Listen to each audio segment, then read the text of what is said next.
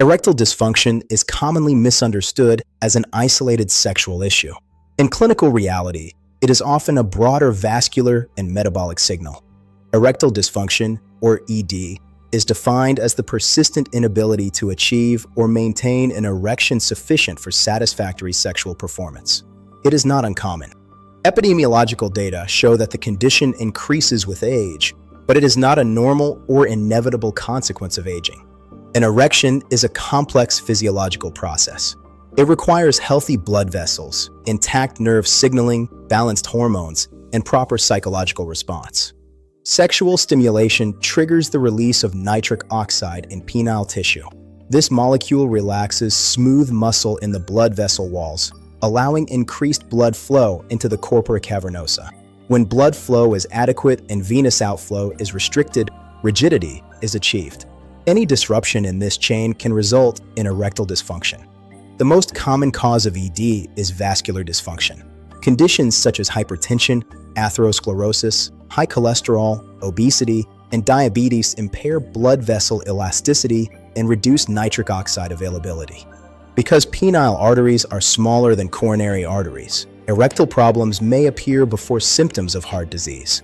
For this reason, ED is sometimes described in medical literature as an early marker of cardiovascular risk. Hormonal imbalance also contributes. Testosterone supports libido, nitric oxide activity, and overall sexual function.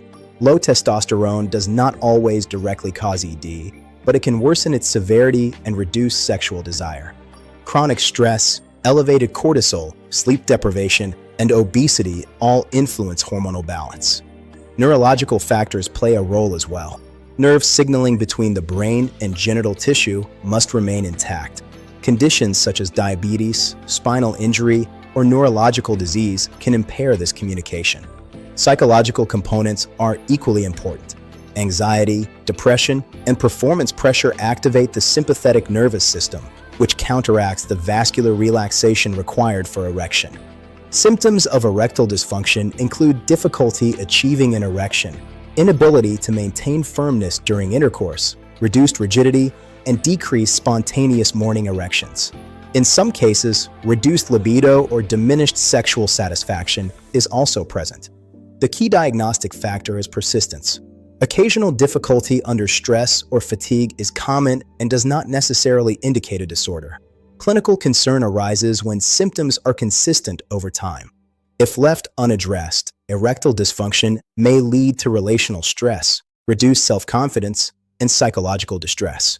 More importantly, untreated ED may allow underlying metabolic or cardiovascular disease to progress silently. Research consistently shows that men with erectile dysfunction have a higher probability of developing cardiovascular events within the following years if risk factors are not managed. Evaluation typically begins with medical history and assessment of risk factors such as blood pressure, glucose levels, lipid profile, body composition, sleep quality, and psychological stress.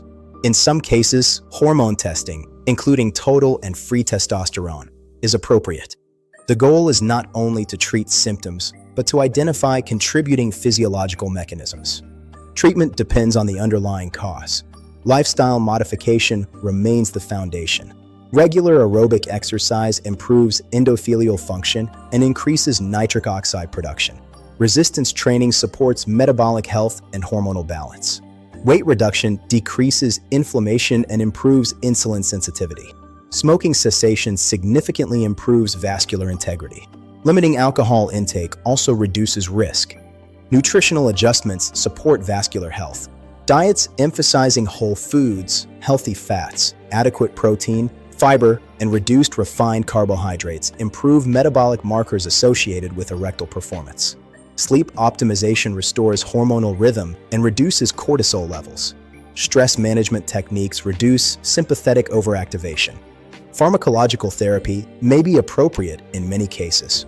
Phosphodiesterase type 5 inhibitors, such as sildenafil or tadalafil, enhance the nitric oxide pathway and improve blood flow.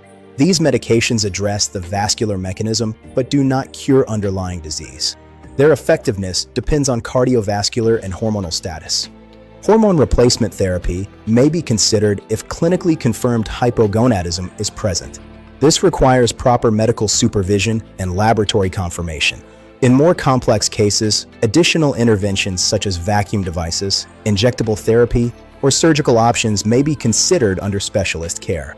Prevention focuses on maintaining vascular health. Erectile function reflects systemic circulation. What benefits the heart typically benefits erectile performance.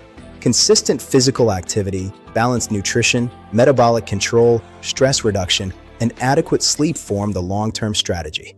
Erectile dysfunction is not merely a quality of life issue.